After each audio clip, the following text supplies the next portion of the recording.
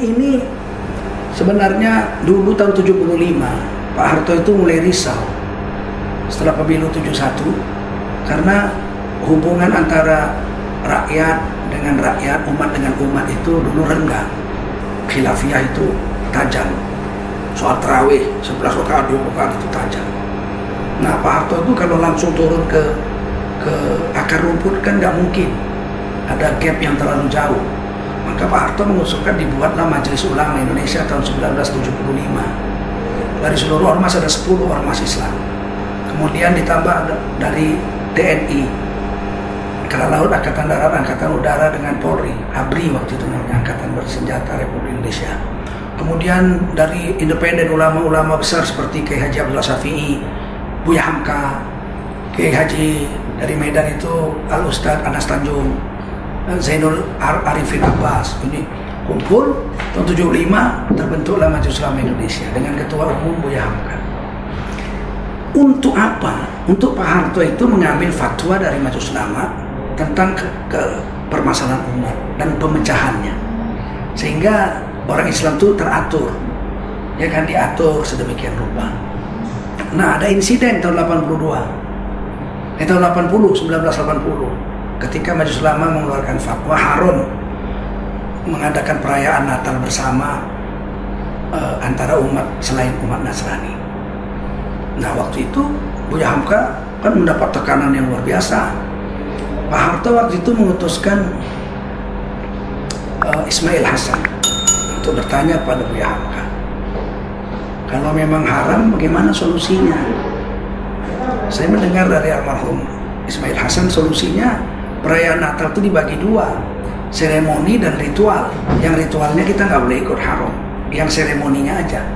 Itulah sebabnya di zaman Pak Harto perayaan Natal itu pakai lagu Indonesia Raya, perayaan nasional. Indonesia tanah airku, menghening cipta. Kemudian Pak Harto ceramah pidato, kemudian Pak Harto pulang, barulah bakar lilin itu dilakukan oleh pendeta dan acara ritual dimulai. Selesai, solusinya selesai. Buya Hamka mundur dari Ketua MUI. Kemudian tidak adalah gejolak-gejolak besar setelah itu. Karena Pak Harto nurut. Waktu MUI dengan ICMI mau mendirikan Bank Islam, Pak Harto setuju, tidak ada undang-undangnya. Bank Indonesia tidak ada undang-undangnya waktu itu. Menteri Ekuin waktu itu, JB Sumarlid, dengan Menteri Keuangan Adrianus Moy mengatakan tidak ada payung hukum. Terus Pak Harto bilang, bagaimana caranya supaya bisa? Terus mereka berdua mengatakan, ya pakai kepres, keputusan presiden. Pak Harto tanda tangan, berdirilah Bank Muamalah. 10 tahun, tapi tidak besar karena nggak bisa buat cabang. Setelah reformasi, nah sekarang kita lihat seluruh bank sudah ada unit syariah. Nah, pada tahun 2012, Presiden Susilo Bambang Yudhoyono menawarkan MUI untuk jadi lembaga fatwa negara melalui Menteri Silalahi. Nah, waktu itu saya sudah wakil sekjen. Alhamdulillah 17 anggota MUI pimpinan harian waktu itu tidak ada yang setuju satupun agar MUI menjadi lembaga fatwa negara. Biarlah kita tetap Majelis Ulama Indonesia seperti semula didirikan, yaitu khadimul ummah, bukan khadimul a'immah. Kami ini pelayan umat, bukan pelayan pemimpin-pemimpin negara. Jadi MUI tetap seperti ini. Nah, saat itu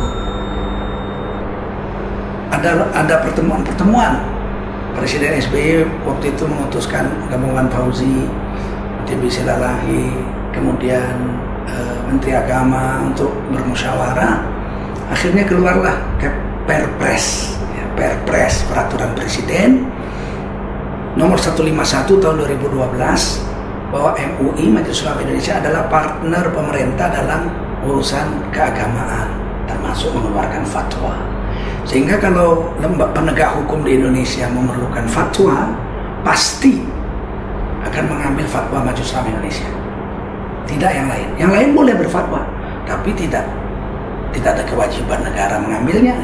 Kalau MUI kewajiban negara mengambilnya. Sehingga di perkara polisi pun itu untuk memutuskan penodaan agama, saksi ahlinya pasti dari Majelis Ulama Indonesia, tidak dari yang lain. Nah, ini orang tidak tahu, dipikir orang MUI ini, ada yang bilang MUI itu makhluk apa? MUI itu ada perpresnya, ya, bukan LSM dan bukan makhluk liar MUI.